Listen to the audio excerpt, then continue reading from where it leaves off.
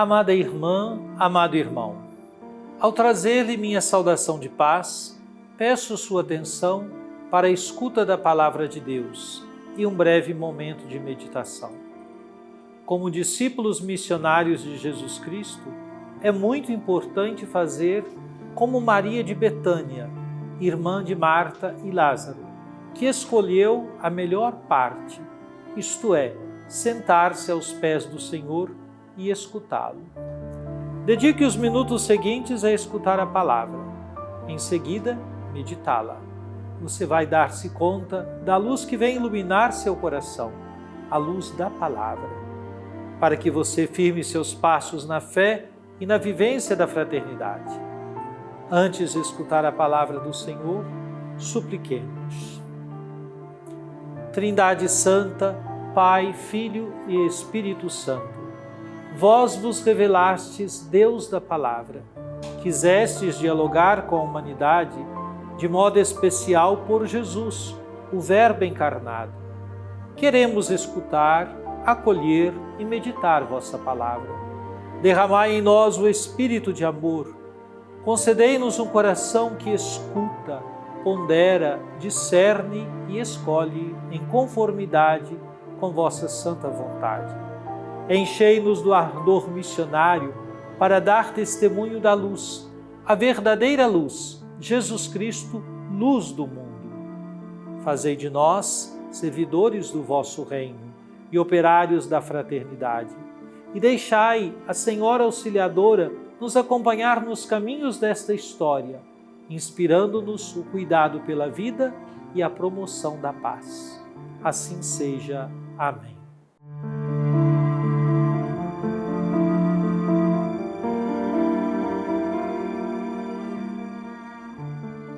Irmãos, 14 anos mais tarde, subi de novo a Jerusalém com Barnabé, levando também Tito comigo.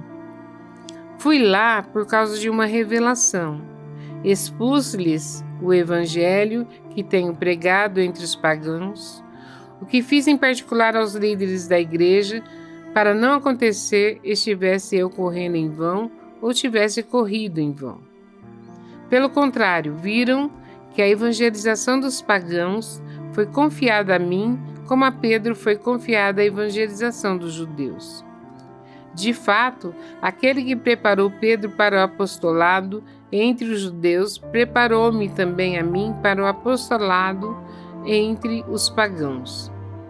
Reconhecendo a graça que me foi dada, Tiago, Cefas e João, considerados as colunas da igreja, deram-nos a mão, a mim e a Barnabé, como sinal de nossa comunhão recíproca.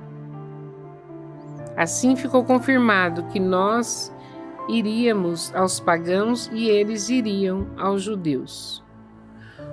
O que nos recomendaram foi somente que nos lembrássemos dos pobres, e isso procurei fazer sempre, com toda a solicitude.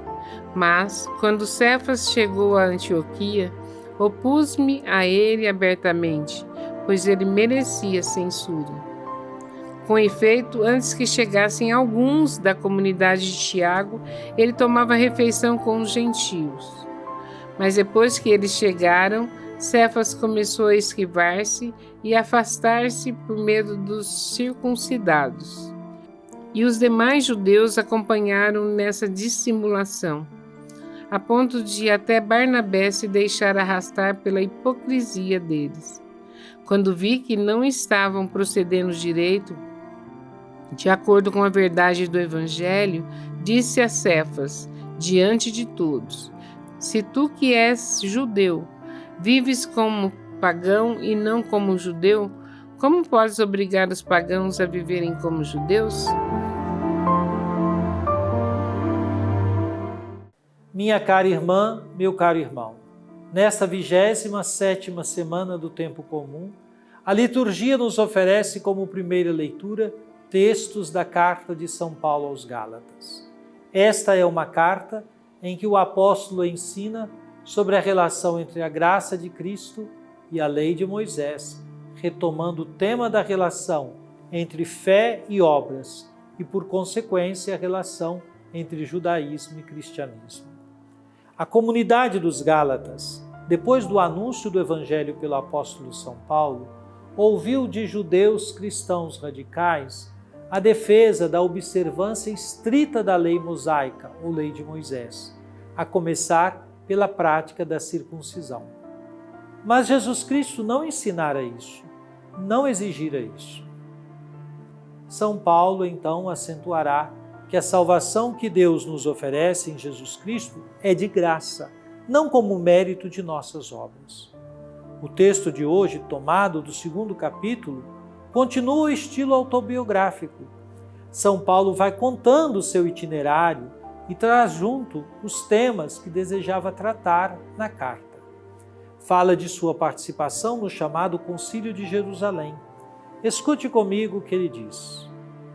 Irmãos, 14 anos mais tarde subi de novo a Jerusalém com Barnabé, levando também Tito comigo. Fui lá por causa de uma revelação. Expus-lhes o evangelho que tenho pregado entre os pagãos, o que fiz em particular aos líderes da igreja, para não acontecer estivesse eu correndo em vão ou tivesse corrido em vão.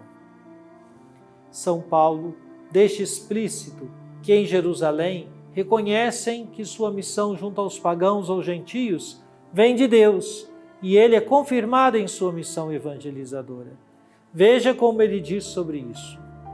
Pelo contrário, viram que a evangelização dos pagãos foi confiada a mim, como a Pedro foi confiada a evangelização dos judeus. De fato, aquele que preparou Pedro para o apostolado entre os judeus, preparou-me também a mim para o apostolado entre os pagãos. E mais, São Paulo recorda até do gesto que selou a comunhão entre eles, relatando como isso se manifestou em Jerusalém. Vamos escutar o texto. Reconhecendo a graça que me foi dada, Tiago, Cefas e João, considerados as colunas da igreja, deram-nos a mão, a mim e a Barnabé, como sinal de nossa comunhão recíproca. Assim ficou confirmado que nós iríamos aos pagãos e eles iriam aos judeus. O que nos recomendaram foi somente que nos lembrássemos dos pobres, e isso procurei fazer sempre, com toda a solicitude. São Paulo relata ainda como julgou necessário censurar a Pedro. Vamos ao texto novamente. Mas, quando Cefas chegou a Antioquia, opus-me a ele abertamente, pois ele merecia censura. Com efeito, antes que chegassem alguns da comunidade de Tiago, ele tomava refeição com os gentios. Mas, depois que eles chegaram, Cefas começou a esquivar-se e afastar-se por medo dos circuncidados. E os demais judeus acompanharam-o nessa dissimulação, a ponto de até Barnabé se deixar arrastar pela hipocrisia deles. Quando vi que não estavam procedendo direito, de acordo com a verdade do Evangelho, disse a Cefas diante de todos: se tu, que és judeu, vives como pagão e não como judeu, como podes obrigar os pagãos a viverem como judeus? Irmãos e irmãs, a censura de Paulo a Pedro é um belo exemplo de diálogo e franqueza na caridade, no interior da igreja primitiva. É um belo exemplo para nós, para a nossa igreja.